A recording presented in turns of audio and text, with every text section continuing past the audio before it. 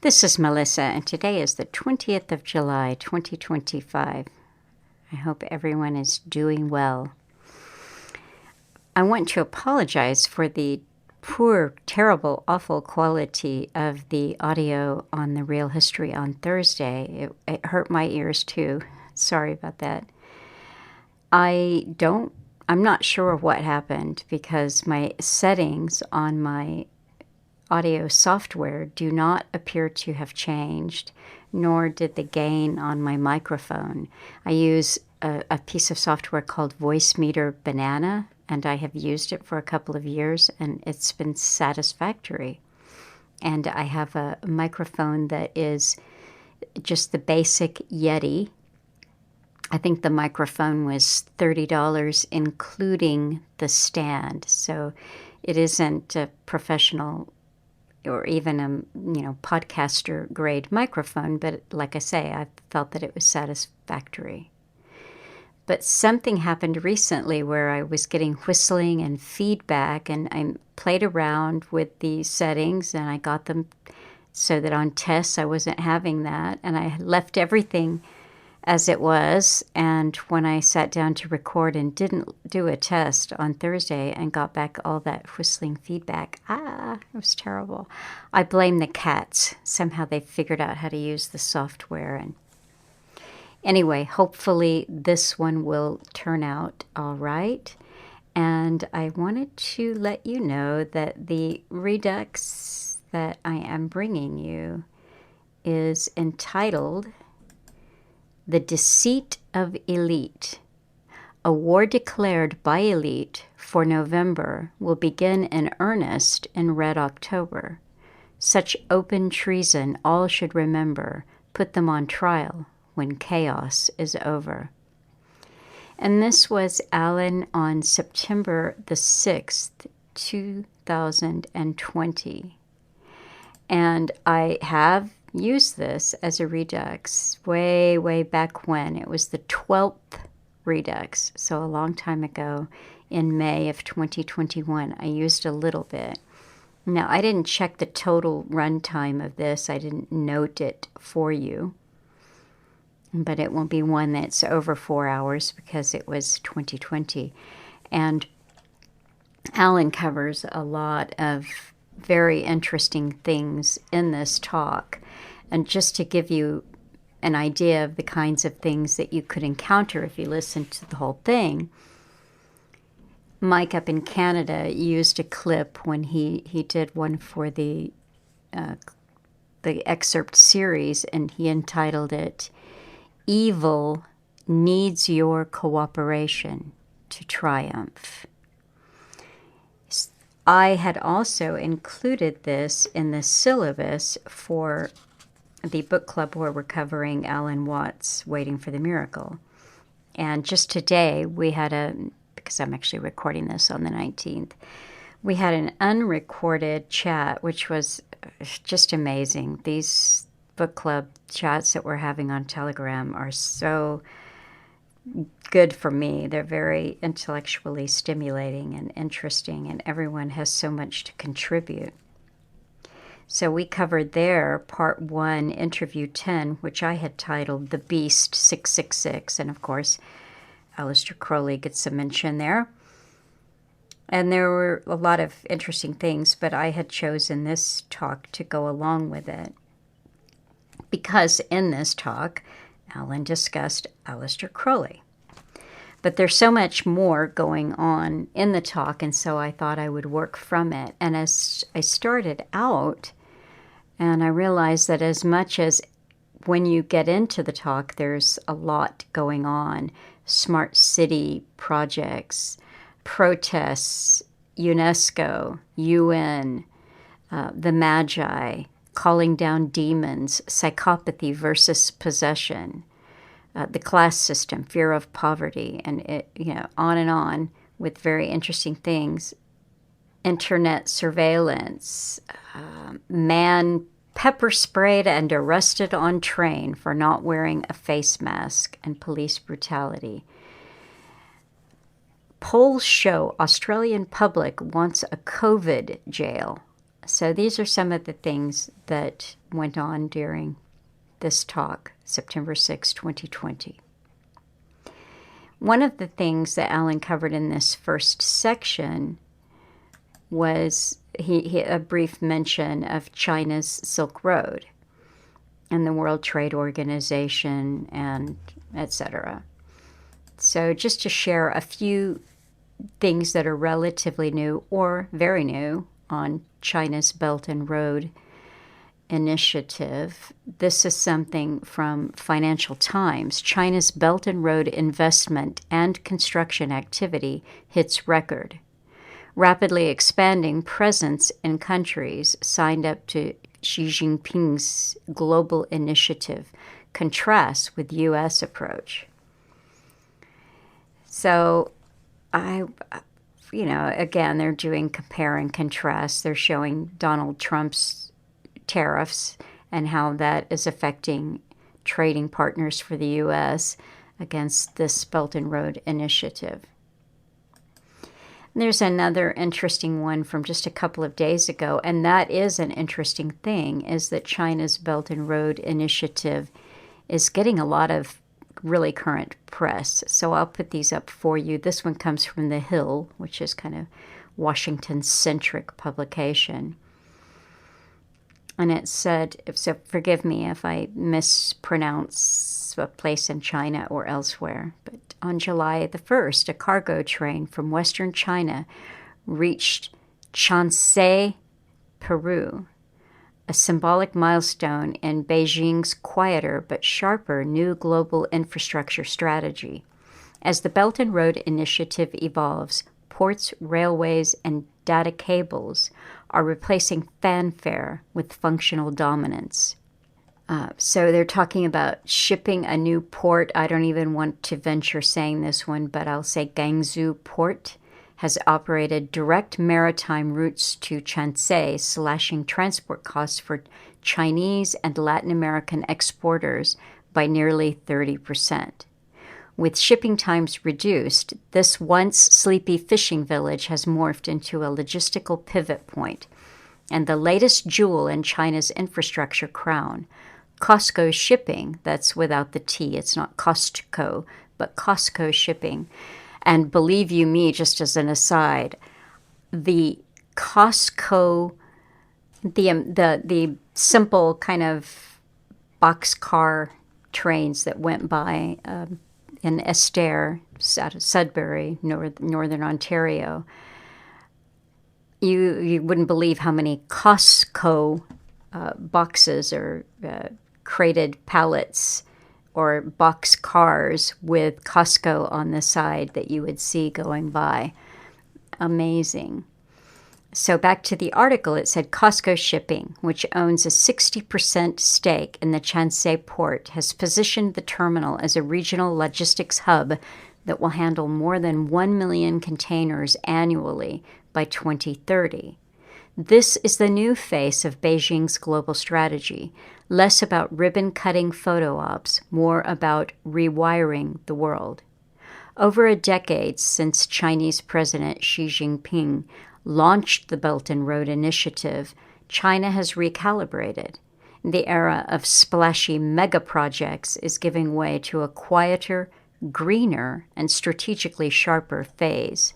Smart ports in Latin America, fiber optic corridors in Africa, mangrove restoration hubs in Southeast Asia, all bearing the stamp of Chinese capital, code, and connectivity. Call it Belt and Road 2.0. It's smaller but smarter, and it's winning influence where traditional diplomacy is absent or distracted. By 2023, trade between China and Belt and Road nations exceeded 19 trillion, according to Chinese state media. But numbers alone don't tell the full story. China's strategy today is as much about norm setting as it is about nation building. It exports standards, embeds surveillance tech, and retools the political grammar of aid. A power plant might come with a data-sharing clause, a port might double as a security outpost. This is it goes on, and I'm not going to read it all. I will share it with you, but it is interesting.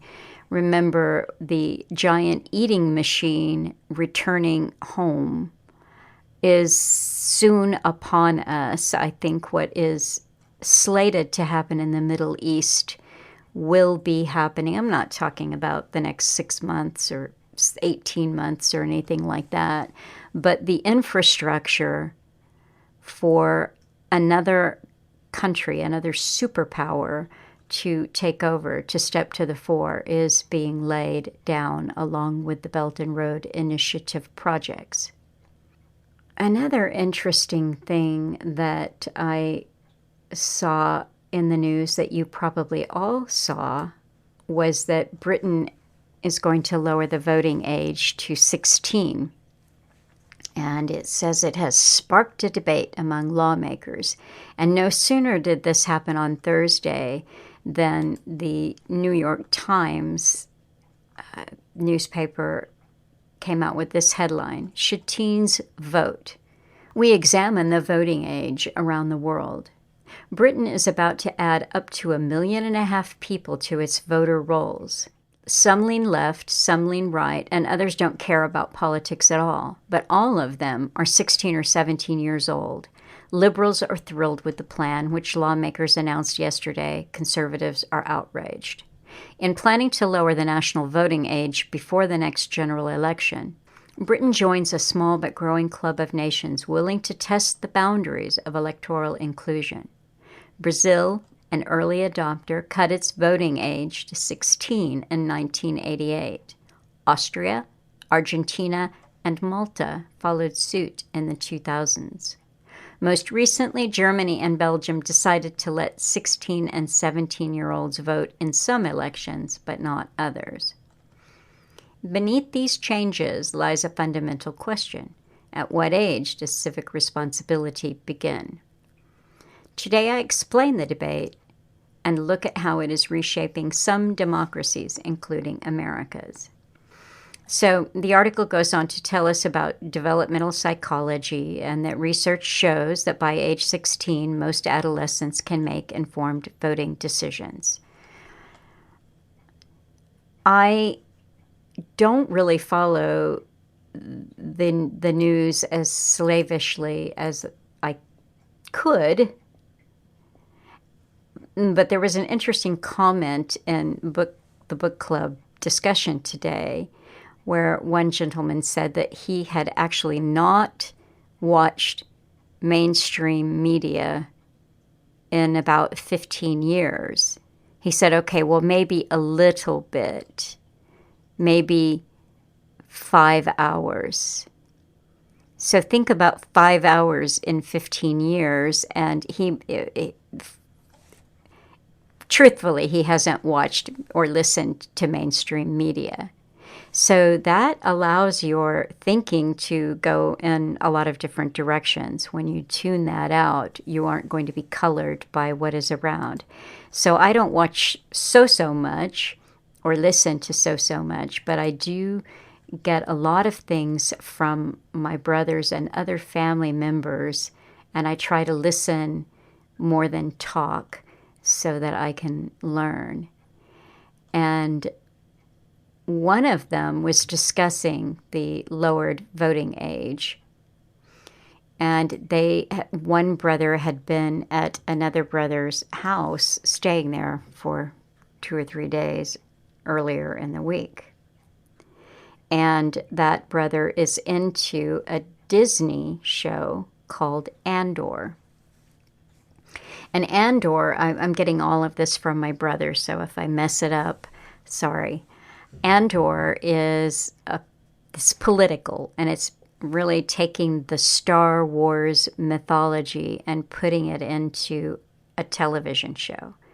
And I don't know anything about it, so that's as much as I can say, except that the brother said, in Andor, many of the political leaders that you see are very young. They're including teenagers. So policy making and and election policy making and politics is there are lots of teenage representation. And my brother mused, I wonder if they are normalizing the idea that teens should be involved in politics. And then he mused further about the second round of Star Wars movies. Now, I think I may have commented before that the Star Wars movies from the late 70s were amongst my least favorite sci-fi film series. I wasn't that interested in them. So I certainly wasn't going to watch the second round of them. But he told me that in that there is an actress who stars in what they call the prequel trilogy. And you may have seen this actress, Natalie Portman. She was in V for Vendetta, and so she's a recognizable face. And in this series, she played a queen, really, I think is what my brother was saying. But she ended up being a senator. I don't know if she was living some kind of a double life or I don't know. But she was a teenage senator. So there you go. They're definitely familiarizing us with the idea that children should vote and they should participate in politics.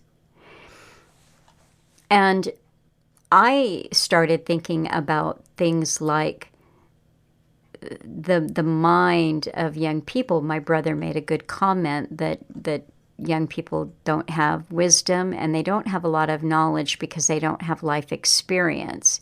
They really just have the sheltered environment of going from their family's home to the sheltered environment of the school, where unfortunately a lot of them are getting quite a bit of programming.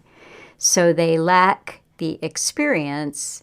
This is coming from my brother, who is, he votes and he participates in the voting system and follows politics fairly closely,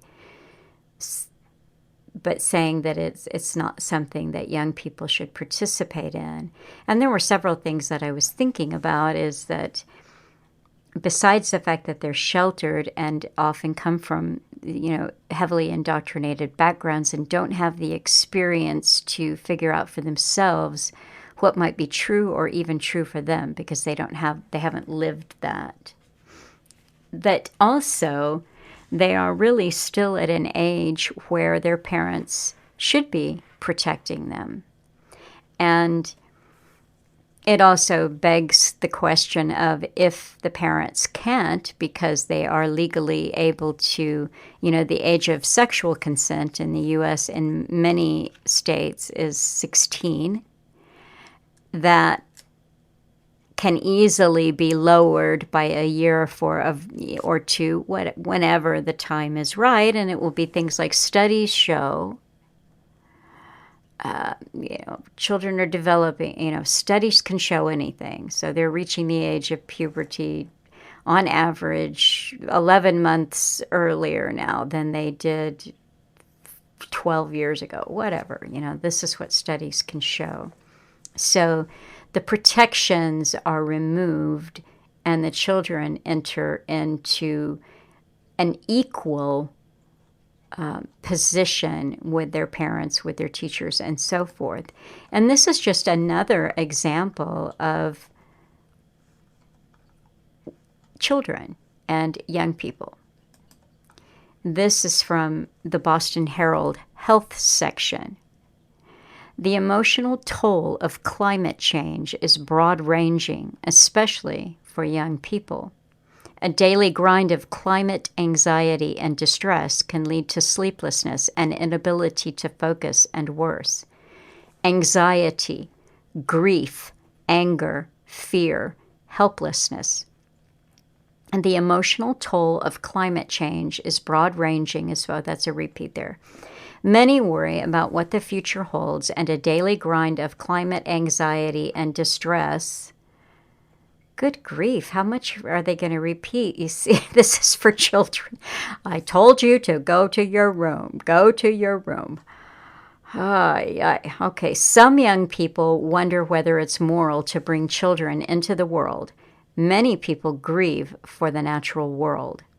Activists, climate psychologists, what a sham, pathetic, ridiculous thing that is, and others in the fight against climate change have a range of ways to build resilience and help manage emotions.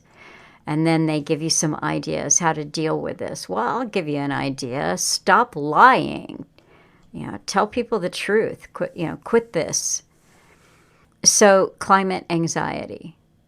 And I have talked to young listeners to Alan Watt who I'm not sure if they're questioning whether it's moral to bring children into the world, but they're describing themselves as antinatalists, antinatalism. Quick look here. Antinatalism is the philosophical value judgment that procreation is unethical or unjustifiable. Antinatalists thus argue that humans should abstain from making children. Some antinatalists consider coming into existence to always be a serious harm. So, that makes me sad. That makes me sad. But again, this climate anxiety, and when I'm comparing young people to mature adults, young people have anxiety. They have climate anxiety, and sometimes we hear the term existential threat, or an existential crisis. It's an existential, life crisis that you're having. And I was pondering on that today. What is existentialism? And I can't tell you deeply all of the philosophies that comprise existentialism, but it's this idea that life is absurd or meaningless, or it's incomprehensible, and how do you live a life in that? And one idea that I have also heard recently more being used is the idea that we should live authentic lives. So people are struggling to find authentic lives in some existential soup. And how can you have an authentic life? How can you come into consciousness, understand what your values are, and then live in a way that is, so-called authentic to your values? If you've been lied to your whole life, it's impossible to be authentic or to find authenticity in an existential crisis when the whole construct is a giant lie. Whereas mature adults, even though we all suffer from this same indoctrination, oh yeah, for sure, it gets stepped up or it gets tweaked or, improved or changed out every few years, but we've all come out of that. We've all lived with that. And yet the difference for a mature adult is my anxiety, if I ever have it, is not existential. It's not free-floating. There are mature adult concerns that might cause me anxiousness. Can I pay the rent or the mortgage? Can I pay my taxes? If you have children, can I feed and clothe my children? Can I protect my children? These are authentic anxieties. They're not existential. And the poor young children who have been brainwashed since they walked into their kindergarten, this is all real. And the unauthentic unreality of their climate anxiety and other free-floating, just barely post-pubescent worries, they've not had the time to replace those with real-life concerns. So it's easy pickings for people who want to use them for a system. And finally, I'll touch on just two other quick things. Speaking of climate anxiety, someone sent me this link. It is someone by the name of Benny Johnson talking to Lee Zeldin. And Lee Zeldin is the head of the Environmental Protection Agency in the U.S., the EPA. He's a Trump appointee. He is a politician, and he's very much a Trump politician. But here he's coming out. He says, yes, the government controls weather. We're playing God. So he's talking about geoengineering and that we need to have a discussion about it. It needs to stop. We're being given the arguments that are acceptable. He even more or less said that this is how we talk about this. So yes, it's interesting. I think some of us would say that we'd never thought we'd live to see the day when chemtrails and geoengineering would be discussed at all by the head of any government agency. So there's that. But the parameters of discussion are narrow, and I think it's going to be the same. It's being set up so that if you talk about it this way, that's acceptable, but if you go that way, that's still a conspiracy theory. And it's interesting, though. Just set that one aside for a moment and go over to Epstein and the continuing saga that Trump is, insulting his supporters and telling them to grow up and get over it. It's a giant Democratic hoax. They've been hoaxed. He promised them for years those files would be released, but now it's all a giant hoax. And very few people are asking the question, although I heard from my brother who follows the news that Tucker Carlson had a long, more than 2-hour discussion on how intelligence agencies, the Mossad, namely the Mossad, was behind this operation. And of course, and I say of course, that is true. It has to be true. We don't talk that much about it. It's going to be the list. And I'm going to give you a couple of articles here. One of them comes from the J feed, which is Israel News, Jewish World. I'm not anti-Semitism. It's the J feed. And the second one is coming from Times of India, Epstein Files. What is the Mossad agent's conspiracy theory, right? And why Israel's ex-PM Naftali Bennett strongly denies it. So if you talk about what should be pretty darned obvious, you're definitely a conspiracy theorist. But this is the only part of the Epstein story that merits talking about, are the intelligence agencies behind them and how disgusting this is. And of course, those at the very top know that this has been going on forever. I'm just going to share one little line that I thought was especially humorous from the JFeed article. About midway down the JFeed article, that the claims that Epstein worked for Mossad may not be entirely far-fetched, but they probably aren't the real story. So the Times of India is giving us this just crazy far-out conspiracy theory. The JFeed is taking a different angle, and they go on to tell you how the handlers to Epstein were probably closer to home. It probably isn't Israel and so forth. But this one was pretty classic, and I thought I would share it with you. But there's a flaw in the theory that the FBI or CIA used Epstein's ties to Israel via Ghislaine Maxwell to mask their own agenda. That would imply that someone within Israeli intelligence was aware of and potentially benefited from Epstein's access to Clinton.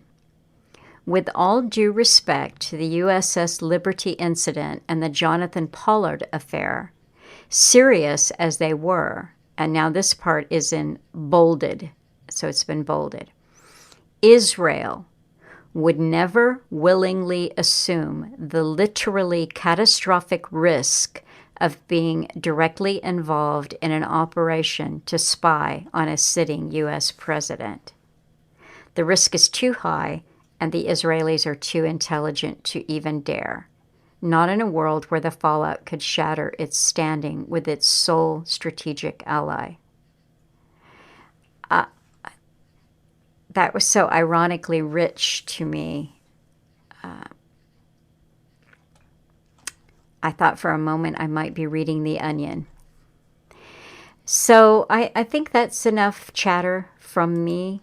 I will be giving you the first part of this talk from Alan, and I don't think I'm going to be able to illustrate this very much. By the time you get to that disclaimer, you'll have already noticed that. But I have a few things going on in my personal life that have been demanding of my time and attention. And don't worry, I'm okay. Everyone's okay, but I'm just kind of involved this week. And I thank you for your support. Those of you who donate and who contribute, who subscribe to Substack, who order Alan Watts' work. This was a kind of a disheartening week. I didn't have much. I think I got one letter in the mailbox, which is CTTM, P.O. Box 815, Keene. That's Keene, Texas 76059, USA. And I like to hear from you, even if there is no donation or order included. I enjoy hearing from you. And apologies again that I can't keep up. I can't reciprocate too well. But I do like to hear from you. I appreciate your support. I very much do. Take care and have a good week. And fingers crossed that the audio quality is better and continues to not present problems. Take care.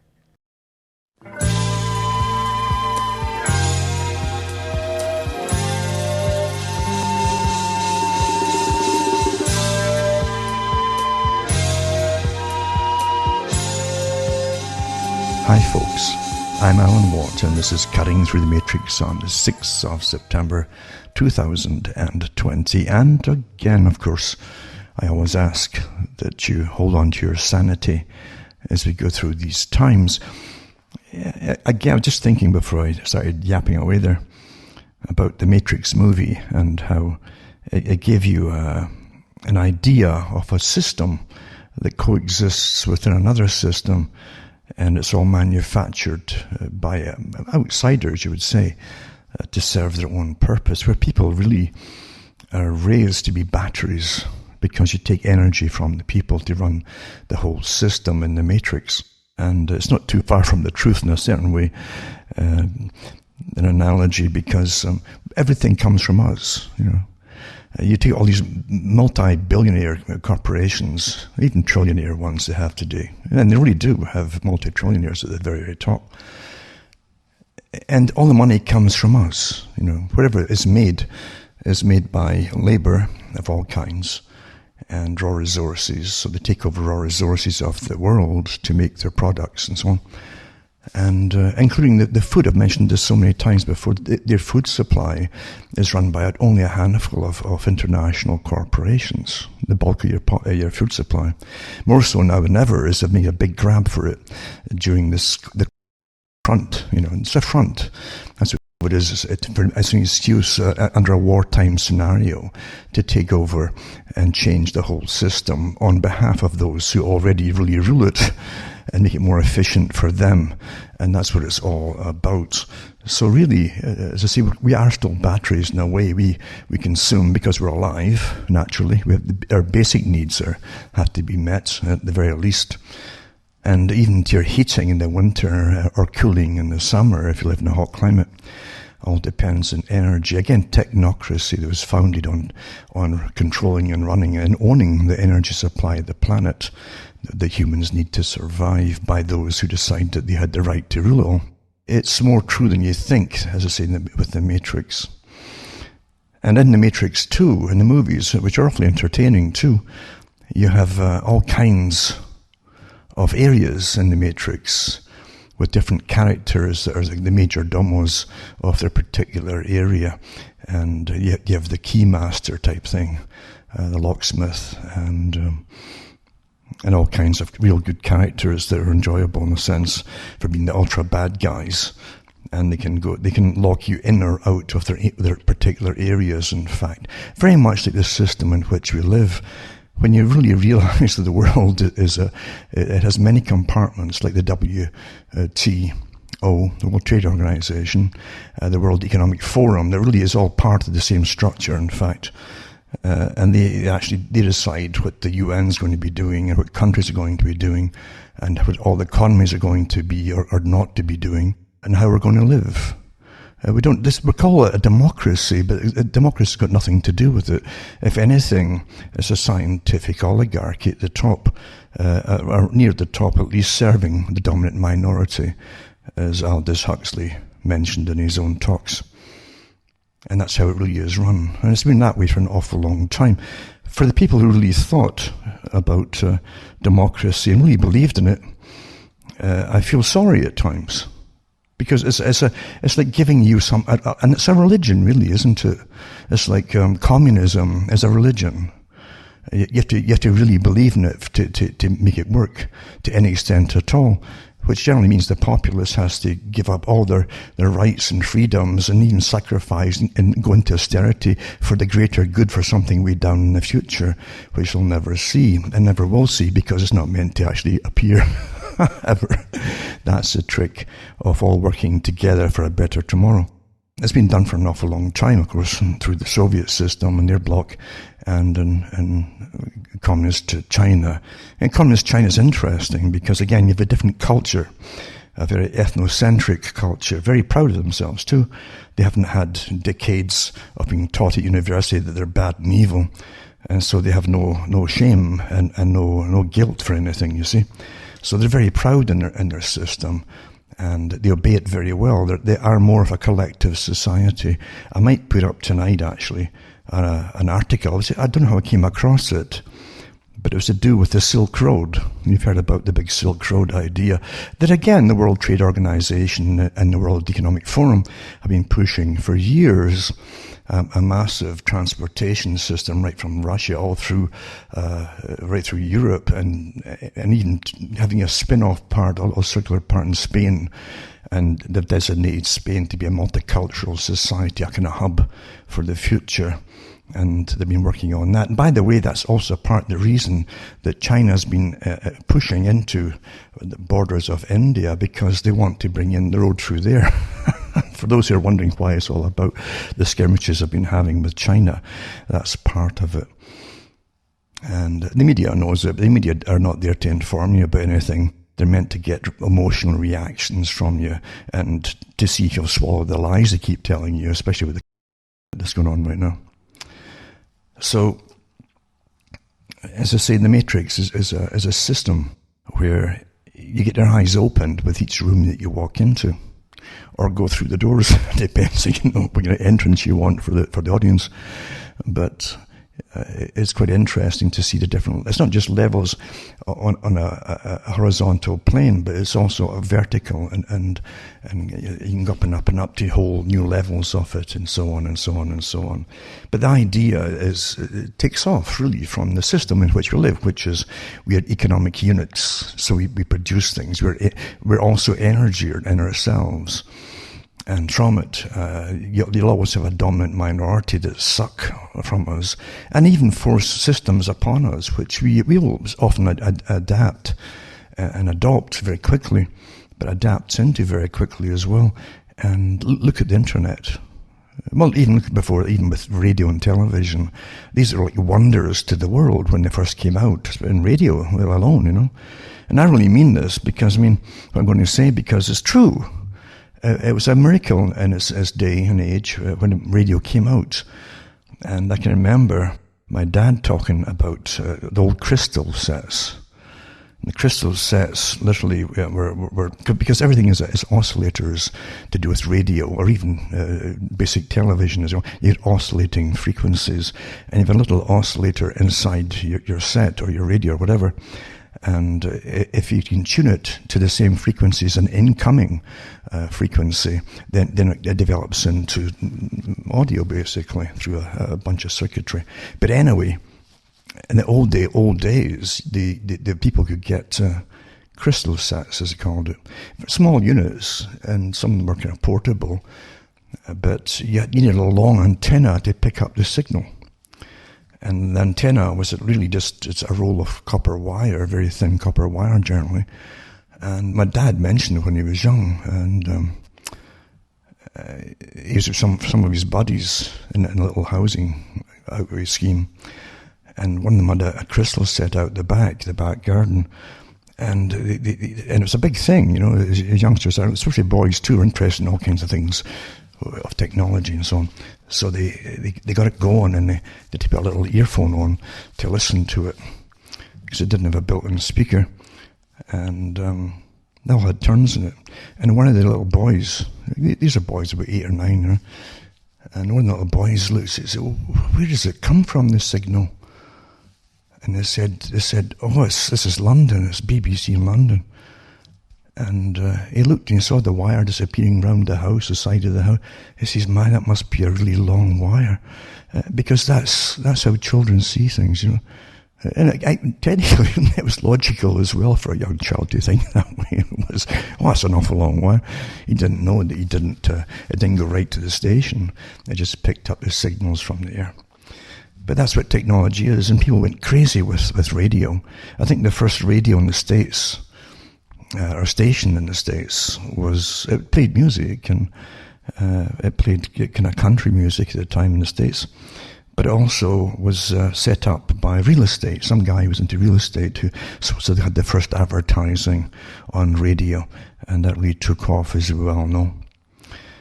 And then along came television, and television was there a long time ago. In fact, pre-World War II, John Logie Baird in Scotland, for those who don't know, it had colour televisions, flat screen, big ones too, before the World War II broke out. It always give you an idea that it was a fairly recent invention, but it's really much older, because he'd been making TVs for long before that. But technology, again, is power, isn't it? It's got the power to change society for those who want to change it, which gives them a power to change it. And the trick, again, is like the internet, is to get you to purchase everything yourself that they need for all information, because then they can control information. And most folk never figure out, they really don't, just like the television. They never know, they never really figure out that the TV's not there really to entertain them. Entertainment is just, it's like the cheese in a mousetrap. You know, that's really what it is. The real purpose of it is very, very different. It's to standardize opinion and thought of society, no matter what society it is. And it's all arranged by experts and professionals to also change your behavior. That's one of the main things, is behavior change. And we have lots of information on that from many authors in the past, and people who investigated it all, and people who are involved in changing societies as well.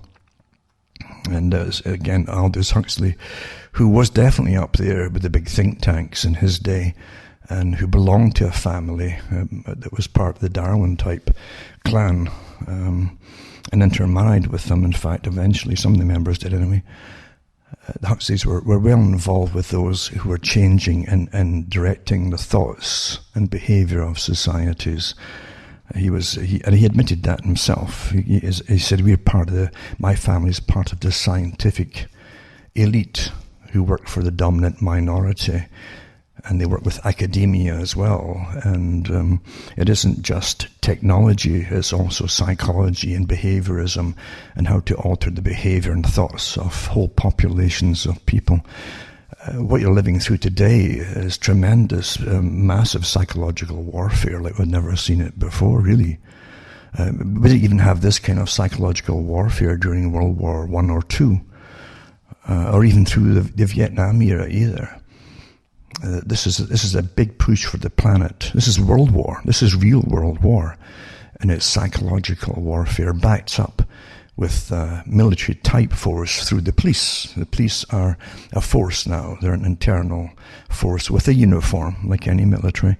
And they're generally armed in most countries. Not all, but most of them. And the ones who are not armed are often trained in the use of it, so they can arm them very quickly if they have to. So you're living through a world war, and this war is the culmination of many years, many, many years. You might even say centuries in a sense, to a very real sense, to bring in a technologically controlled society by the use of technocracy, specialists and experts in every possible area who are going to rule your lives. They're already doing it, and they've got power to do it now. But they want the right to literally not just start off as a child with children like they have in Scotland with Girfec and parts of England too, and other countries too, with different names of advocating government agents and social workers to work with children from birth right through, no matter about ethical parents or not.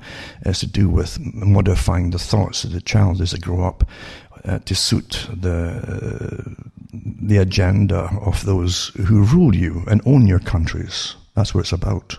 Always under a great guise. What's for the greater good again? And there'll be no animosity from people or different ethnic groups or so. Well, just get rid of all that damage. That's what they claim, but it's a big, big lie because, as you well know, not every ethnic group has been subject to the same incredible indoctrination and standardization. Huh?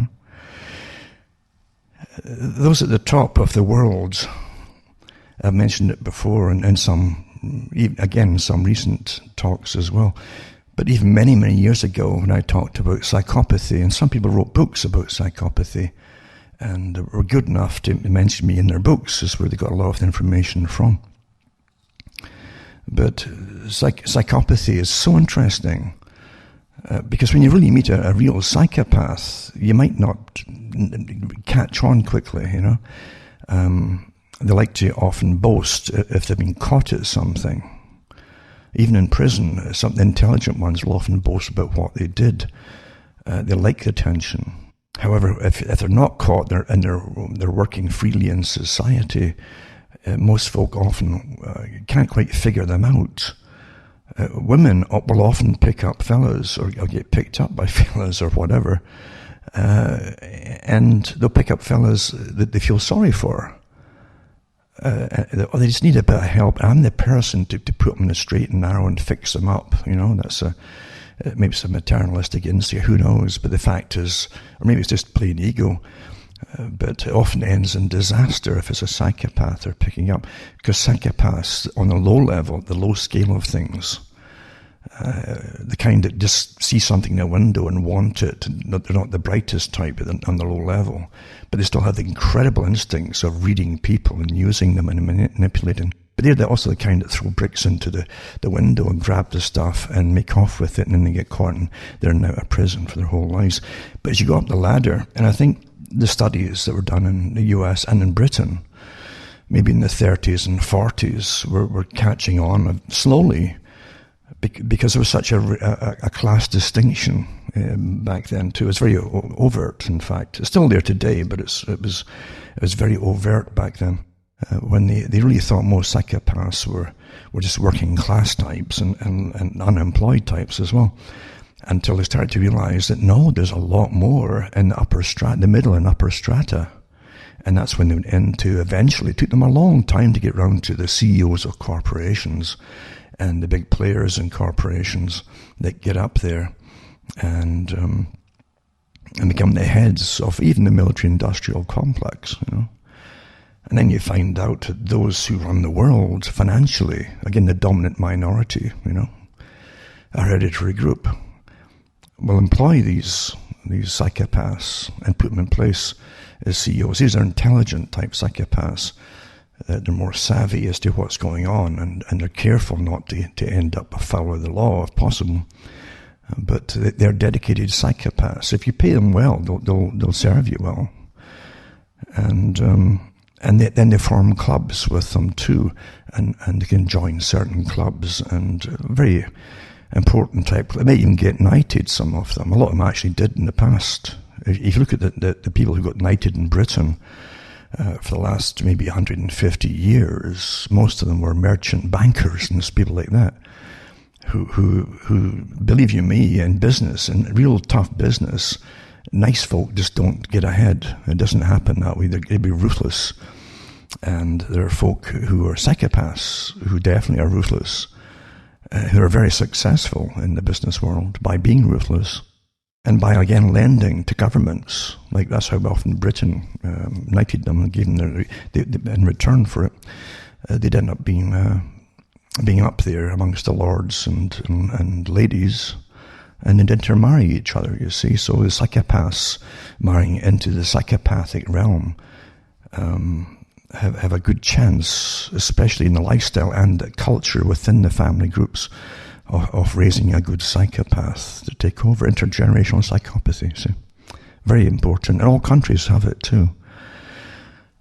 So when you realize the world's run by this kind of system, and then in the technological sphere, and those who are really into technology, who run the electronic systems of today, and these massive empires of bits and bytes, etc., and Silicon Valley types, you'll find a lot of them are actually geeks.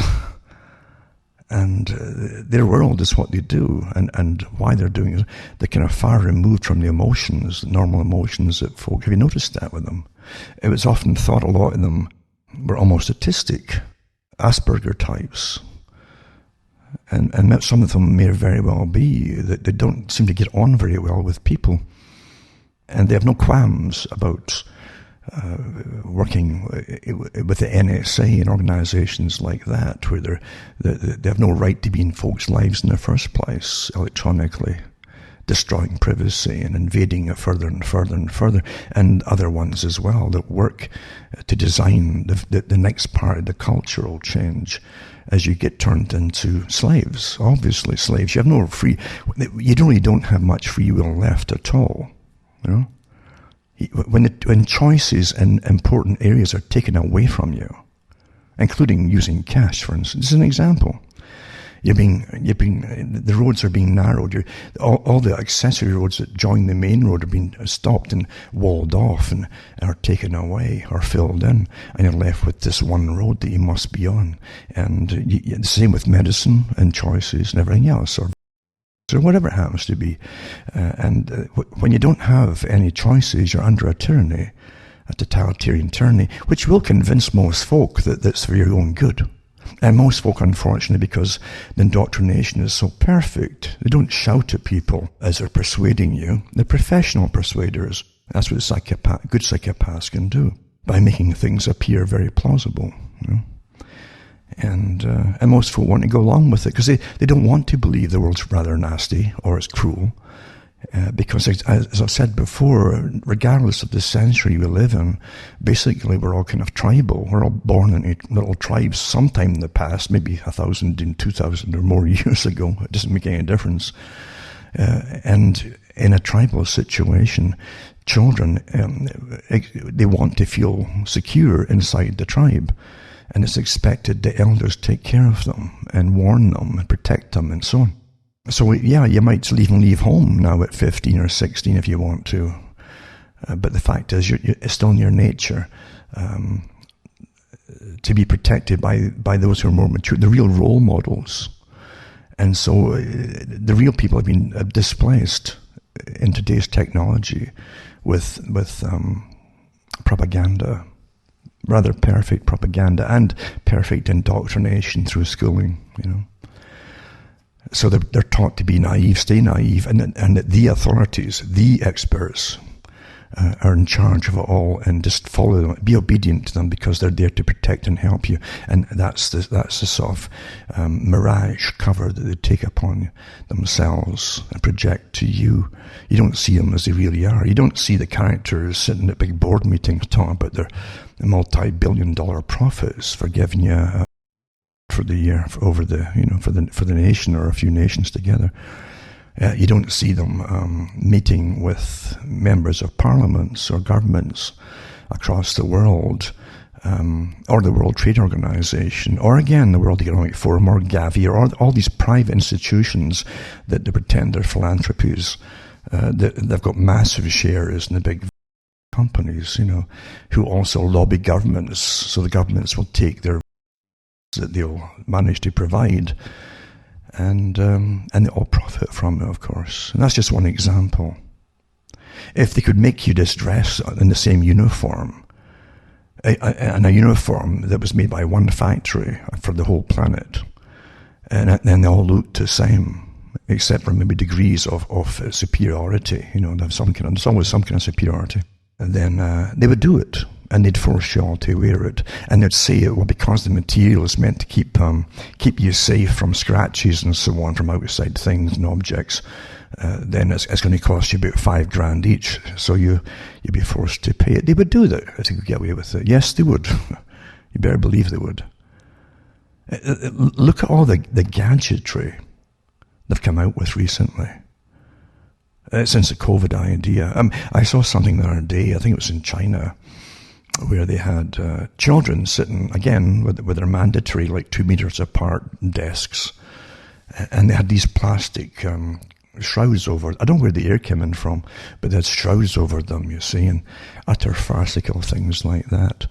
And one I saw was good a few months ago there. It was a guy who took it to the next level, and he got an air filter from a car's intake.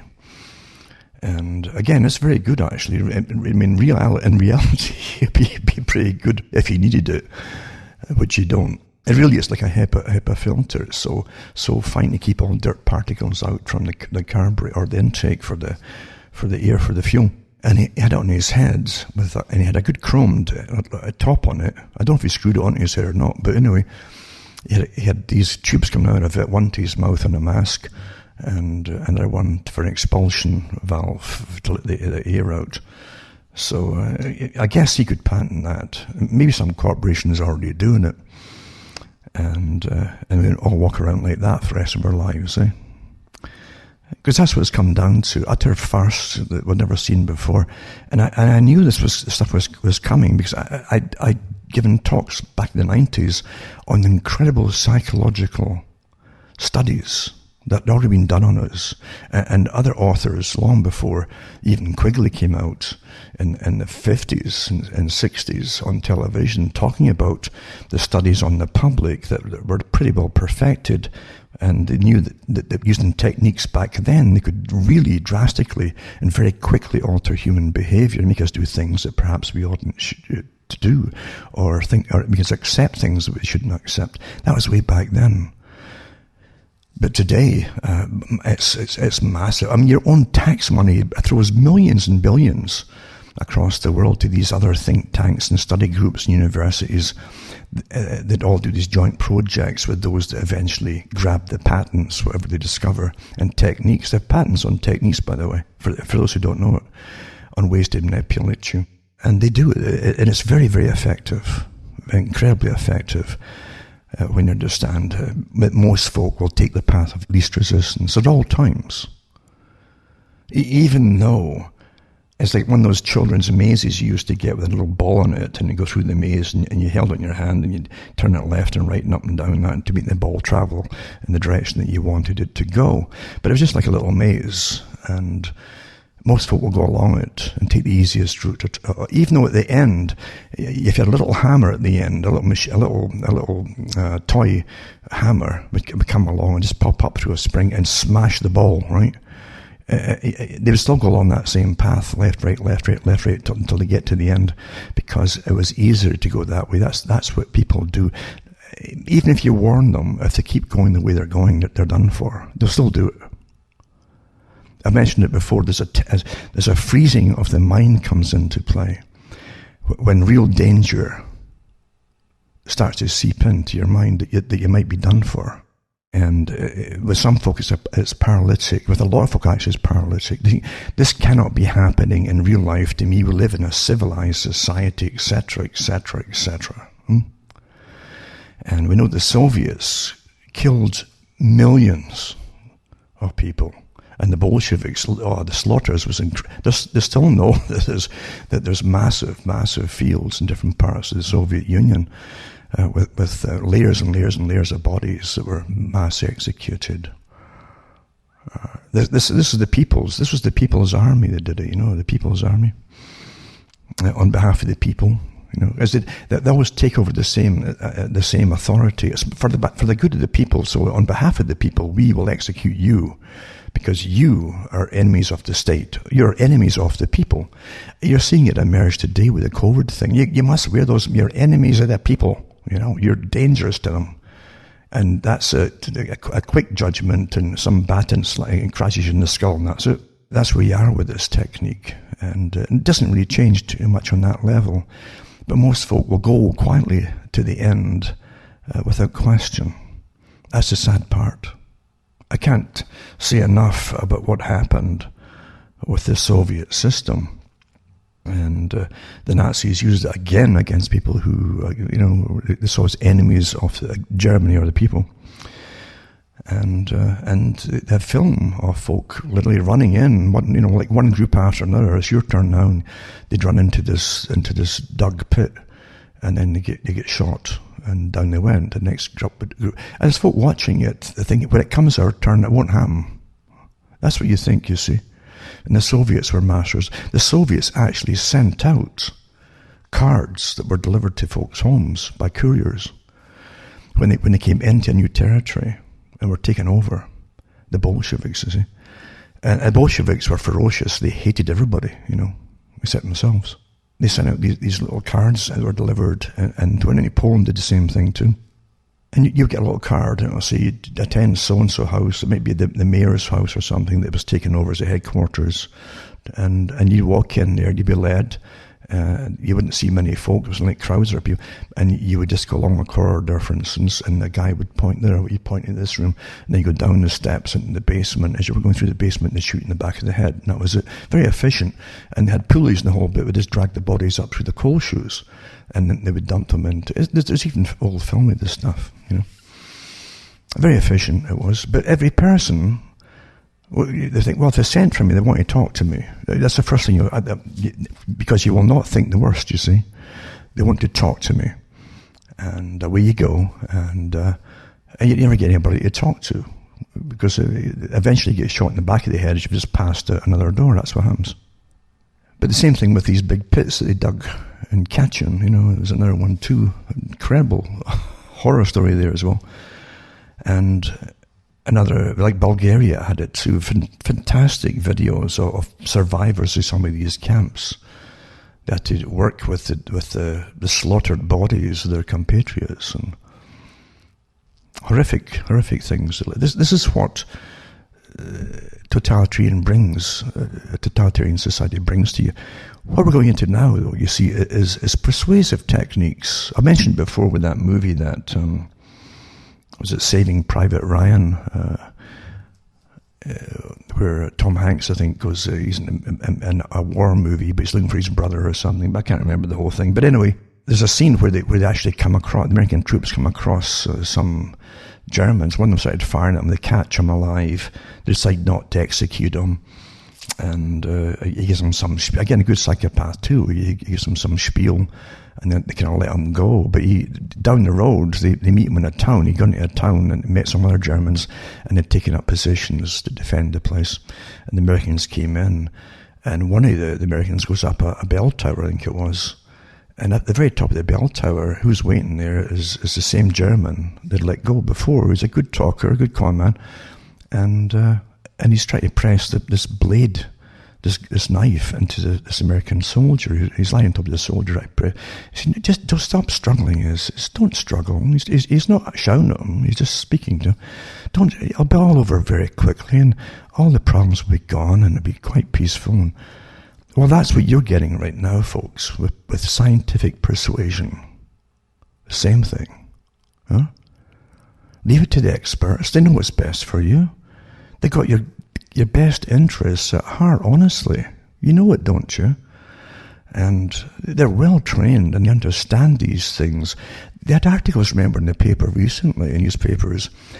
Don't even question things. Just leave everything. Don't think too deeply, but leave it to the experts. This was the headline on it. You know, well, here you are with it all, and your governments are all on board with it. Because are you surprised? Do you really think the politicians are ever real? Politicians are low-level psychopaths. They're quite happy to obey the masters and be given extra, whatever it is, cash, residencies, nicer residencies, and honours and stuff like that. They're very happy with that. Because our societies are incredibly corrupt, and they've been incredibly corrupt for an awful, awful long time. It's normal now. They're really badly corrupt too. So now, what you're living through now is a managed horror show, disguised with hygienic white face masks on people with white coats. You see, in hospitals and things like that. That's managed that way. The common enemy, again, the enemy of the people, is a COVID. You know, like a Koisa. Koisa's a COVID type as well. It's a cold, common cold, but this one's a SARS type, right? And most folk literally are already immune and don't even know they've had it, you see? And that's the way these things generally work. Never mind all the lying, I'll touch on that later, the lying statistics, etc., that are now being unearthed, admitted to it reluctantly and all. It makes no difference, though, because the agenda must continue.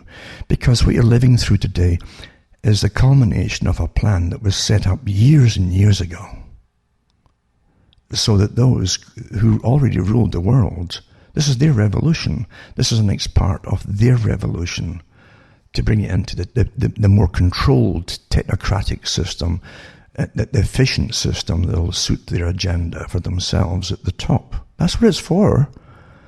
You realize, getting back to the matrix, where you're a battery, your energy is what it all runs on, is your energy. You're a slave, you see, for your energy.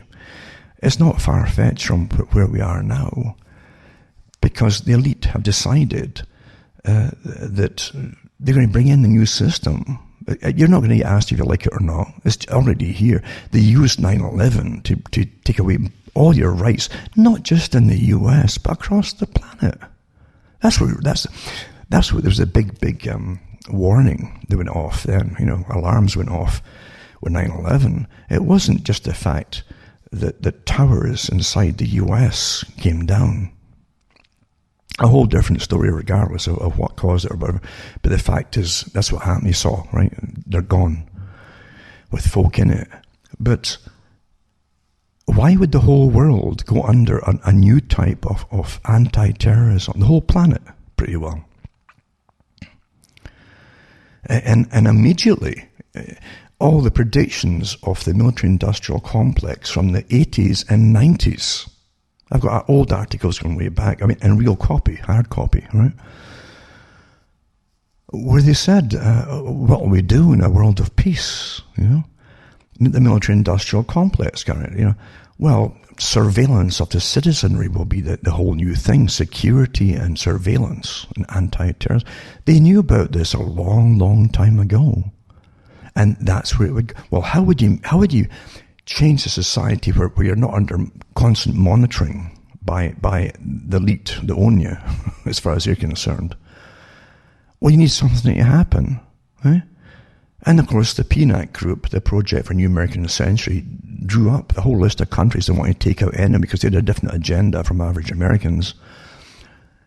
But they also wanted to introduce an anti-terrorism idea. They would start selling total security measures and surveillance on all citizenry in the US and outside the US as well. And Britain was in on the act too, naturally, London. I hate saying Britain because the British folk are as defenceless as the rest of us. The terms, remember, today are real corporate names. That's what these places, they're corporation names. And London has controlled what became Britain and the UK for an awful long time. And still does. But yeah, this is total surveillance of every citizen. And with COVID, oh my good, we'll go to the next level now. All the talk and all the preparations to bring in the smart cities by the World Economic Forum, right? The WEF, and the World Trade Organization. All these organizations, it's already one club. It's one club, actually. And most of the members of one belong to the other as well. This is how it works, you see. Circles within circles, as Quigley talked about. Carl Quigley it was. And that's what you have, interconnecting circles. Just like the symbol, by the way, of the Olympics. That's what you're seeing there. See how they connect? And that's a symbol. The 5, of course, it's always the 5 points and so on, that interconnect that way. And that's how you do it. You need 5 of them for different parts of controlling society. That's what it stands for. And so they direct the future. They train the public to be terrified through terrorism, anti-terrorism, and now it's terrorism part 2 with COVID, you see. And then have the smart cities are going to be up and running very shortly. We didn't get to vote on any of that either, by the way. It was all set up again with the same characters with Facebook and participating, and Google, the massive Google intelligence network worked setting up a good part of it too, in alphabet agencies, etc. To bring in this wonderful system of total surveillance. From birth to death, 24 hours a day on every individual, outside your home or inside your home. That's what's in the smart hubs and all the rest of it. And again, lockdowns. And if you're a bad boy or girl, you see, and you've been naughty, and you haven't taken your latest vaccination, which is a whole list of stuff they want to give you now. I'll touch on that later. And I touched on this back in the 90s. Again, to me, everything's like repetition. But yeah, they'll simply lock you down at home. They don't have to give you any excuse. Well, but it's been reported that you've been in the vicinity of a person who had a sniffle. And it's just like getting banned off the different social media. They don't have to give you any reason for it, you see. You're under these are totalitarian tyrannies.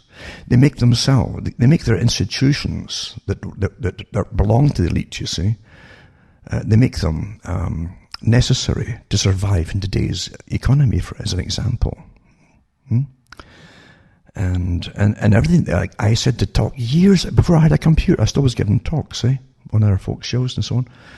And I said, yeah, everything on the computer will be free, on your internet will be free for a long time. And to get you in on it, and there's lots of pornography, they kept telling you that in the newspapers to make sure everybody just dived into it.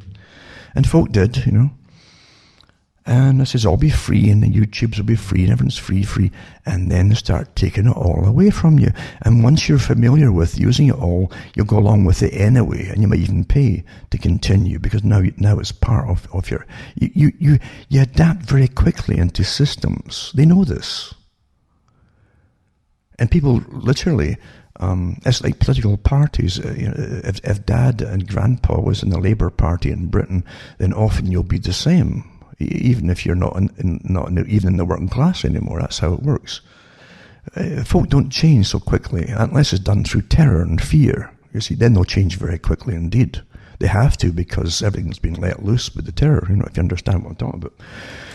So you better get changed. That's how things really work. And most folk go along with it. It works on most folk very quickly.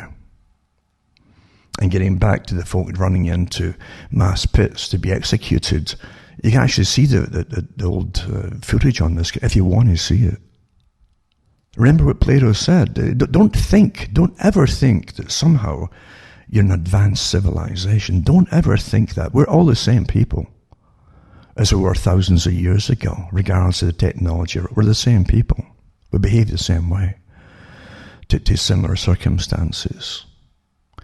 Because really, there are not many ways you can react to things as a human. It's either happily, contentedly, quietly, maybe with a bit of unpleasantness, or maybe with even anger. But it's always simple things you react with, you see, very predictable. And again, most folk will take the path of least resistance, especially now when you have experts convincing you through we used to call it pattern merchants in Britain, a good pattern merchant, someone who could prattle off with a good spiel and convince you, a good salesman, the pattern merchants, to go this way anyway, you see, and especially if they've got a title now, like this person is an expert in blah, blah, blah, whatever it happened to be, and folk are trained that way, like Bertrand Russell said. I can't remember what was the impact of science on society. But he did mention, I used to read it on the air, some of these books years ago. But he mentioned it, yeah. He said the people can be guided into anything. And the children especially, if you get them young, you can really use them, you know. I've watched a lot of the symbols, for old occultic symbols being adapted and adopted for political purpose right up to the present time, by the way. It's interesting. Even Extinction Rebellion, folk don't even know where the symbol comes from. But it's right in front of their faces if they want to look at it. But yeah, folk will do what they're told, because you've got a global threat, you see. You've got an invisible enemy. It's right off a science fiction movie. And especially all the sci-fis that you've seen for years, you know, the plague, the coming plague, and virus, and lockdowns, all these things they give you as horror movies. And here it all is, eh? You're all prepared for it. You've seen it in the movies. You've seen Dustin Hoffman dash about, you know, like a madman trying to save you all in the movie. Eh? I can't remember the name of that one, but that was one of the big ones years ago. And here we are, and it's all been managed and worked out. When even, again, the Rockefeller Foundation came out with their big plans in 2010 and put it in there, the lockstep part of their plan, it was only part of it. But and of course, how technology in the future would influence us all and control us. Well, it's all here, folks. This is it. You know, it's all here. This is the people who brought the whole world to a standstill did it deliberately. Partly, they claim, I don't really believe it all, but this part, anyway, they claim that it's another reset, as I say, like the World Economic Forum, this is a reset, you know, the global reset, like the last 2007, 2008 crash was a reset. This is the big one now for the whole planet, but not just for money. It's to be a whole new resetting of life existence, right down to they said in their own writings, because of an intelligence department in the WEF. You can actually see it on their website. And when you go in there, you'll see it redefining what a human is right in there too, you see.